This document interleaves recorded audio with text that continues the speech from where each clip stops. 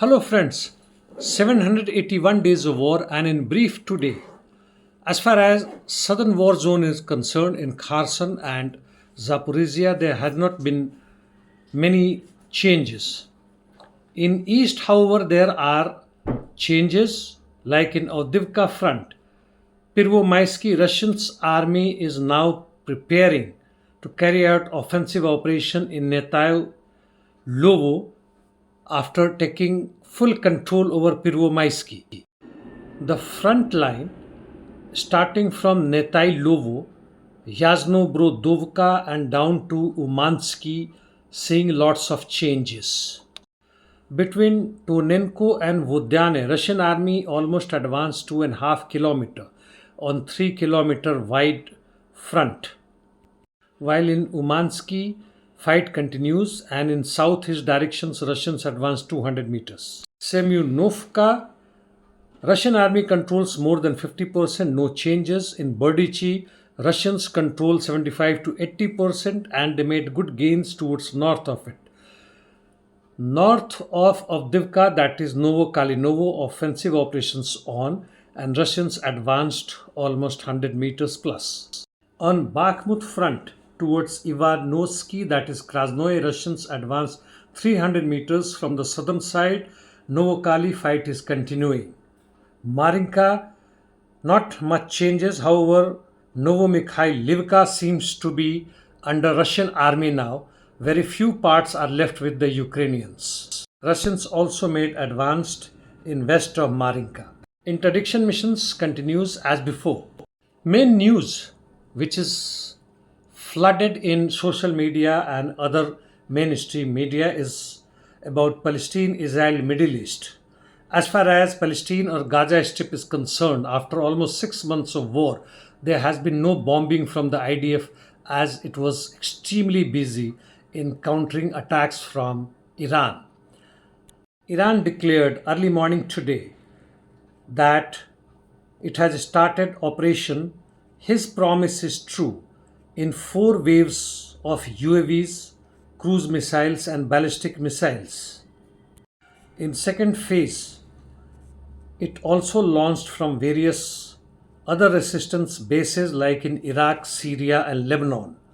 Total operation continued almost 6 to 7 hours.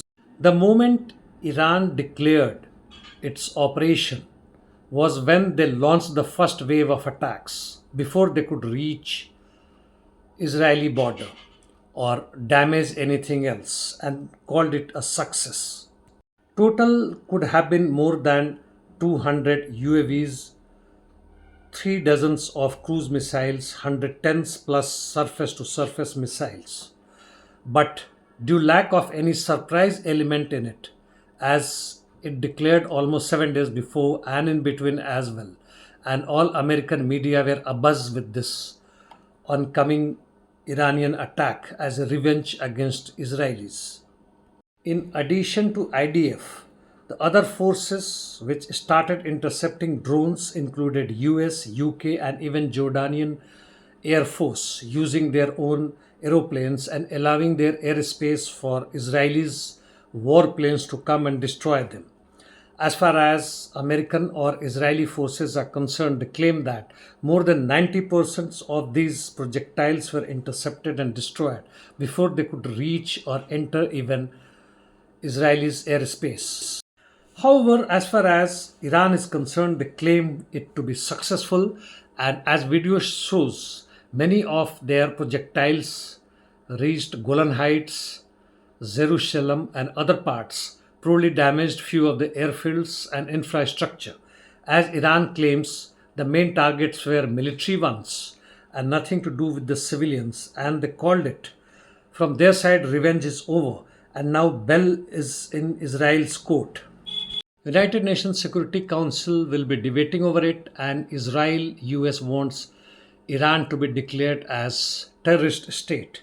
However, they did not talk anything when Israelis attack Iranian embassy in different country.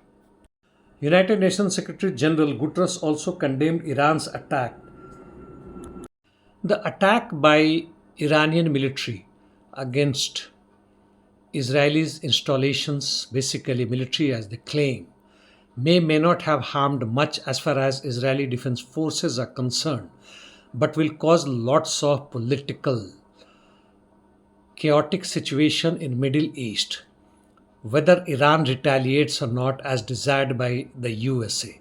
But definitely it will cause lots of massive movements in Middle East as far as people is concerned, especially in Jordan, which has acted treacherously against the people of Palestine and becoming more and more openly pro American and pro Israeli governments.